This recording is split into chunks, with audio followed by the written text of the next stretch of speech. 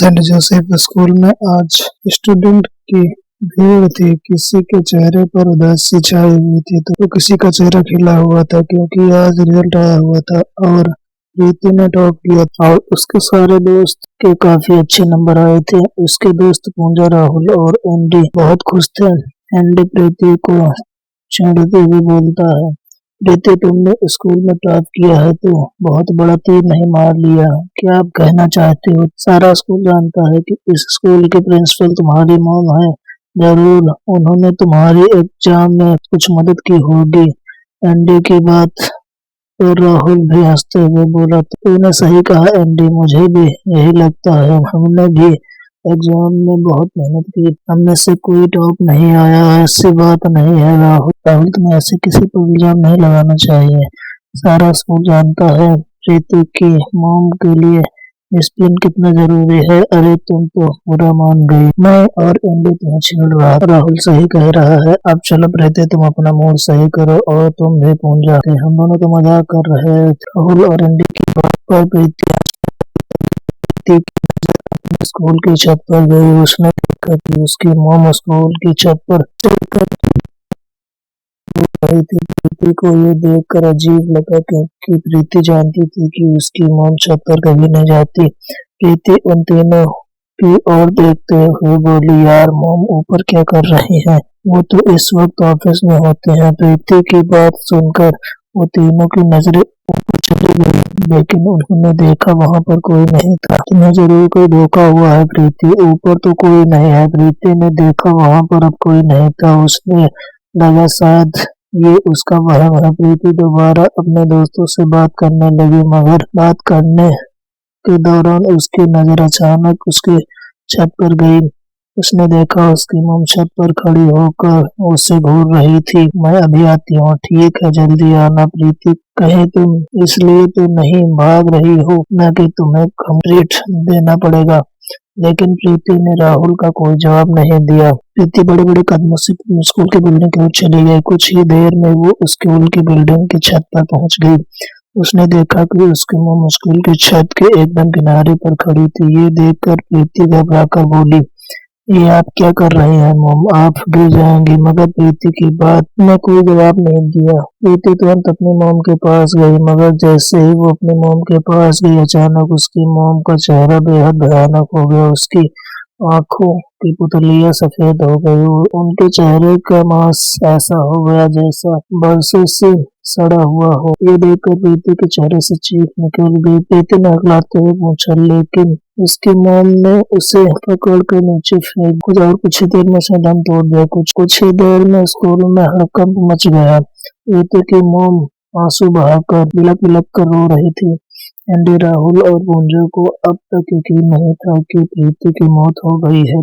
तभी स्कूल की 4 लड़कियां जिन्होंने स्कूल में टॉप किया था, एक एक करके छत से नीचे गिर गई। अब वहां प्रीति की जगह 4 लड़कियों की लाशें थी। कुछ ही देर में इंस्पेक्टर वरुण पुलिस को लेकर वहां पहुंचा और लाशों को पोस्टमार्टम के लिए भेज दिया। उसके बाद वो एंडी, राहुल और पूंजा के पास गया।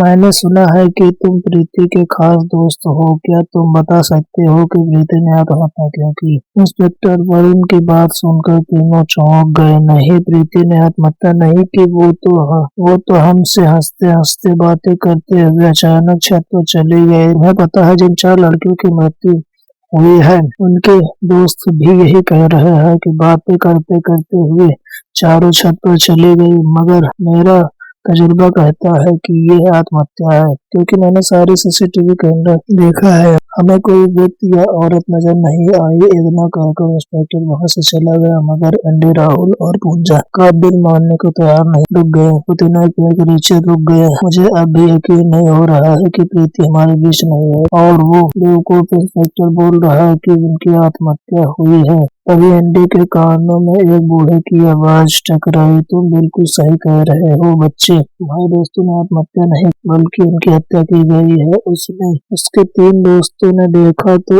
उसके सामने एक बूढ़ा व्यक्ति खड़ा था जो उनको रहस्यमय अंदाज से देख रहा था। आपको कैसे पता चला कि हमारे दोस्तों को किसी ने मारा है। बहुत कम लोग जानते हैं कि बहुत सालों पहले इस स्कूल का चौकीदार मैं ही था, इसीलिए मैं वो जानता हूँ जो कोई नहीं जानता। जब स्कूल की प्रिंसिपल आशा कुलकर्णी जब प्रिंसिपल बने तो उसने मुझे हटा दिया, और हटाते क्यों नहीं, क्योंकि मैं उसका राज जानता था।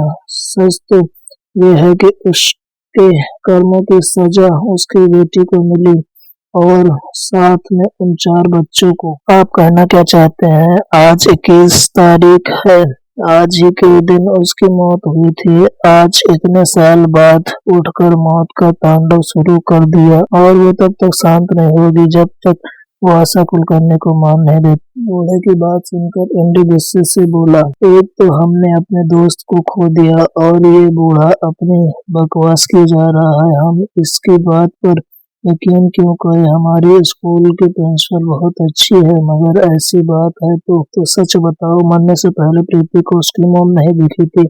आपको कैसे पता? अपनी आंखों से जाकर देखो, जाके जाओ उसकी ऑफिस की अलमारी में उसकी सगी बहन की अस्थियों का कलश रखा हुआ है। आशा देवी ने उस कलश को मंत्र के धागों से बांधकर अलमारी में बंद करके रखा है, और इसी वजह से आज तक जिंदा है। जाओ, जाके उस कलश को तोड़ दो, नहीं तो मासूम और निर्दोष बच्चों की मौत होती रहेगी। बूढ़े की बात में उन तीनों को सच्चाई दिखाई देने लगी। वो तीनों उठकर प्रिंसिपल के ऑफिस में चले गए। उन्होंने देखा आशा देवी आंखों में आंसू लिए कुर्सी पर बैठी हुई थी। उन तीनों को अचानक ऑफिस में देखकर वो चौंक गई। बोली, तुम तीनों यहाँ क्या कर रहे हो? उन तीनों ने उनकी बात का कोई जवाब नहीं दिया, और तुरंत ही आशा देवी के बगल में रखी अलमारी से अस्थियों को बाहर निकाला। ये देखकर आशा देवी चीख कर बोली, कलश को वहीं रख दो। मगर एंडी ने कलश को तोड़ दिया। जैसे ही कलश टूटा, अचानक उसमें से काला धुआं उठा। देखते देखते उस काले धुएं ने एक भयानक औरत का रूप ले लिया, और तुरंत आशा देवी का गला पकड़ लिया। सालों पहले तूने इसी बात पर इस स्कूल की बिल्डिंग पर से धक्का दे दिया था कि मैंने स्कूल में टॉप किया। तूने अपनी सगी बहन को ही मार दिया। मुझे माफ कर दो, तू माफी के काबिल नहीं, लेकिन तूने मेरी बेटी को मार कर अपना बदला तो ले लिया है ना। तेरी बेटी ने तेरे कर्मों की सजा पाई है, अब तेरी बारी। इतना कहकर उसने आशा देवी की गर्दन उसके धड़ से अलग कर दिया, और देखते देखते वो भयानक औरत गायब हो गई। राहुल, एंडी और पंजा को समझ में आ गया था कि आशा देवी ने अपनी बहन को छत पर से क्यों फेंका था, और आज वर्षों बाद उसने अपना बदला ले लिया।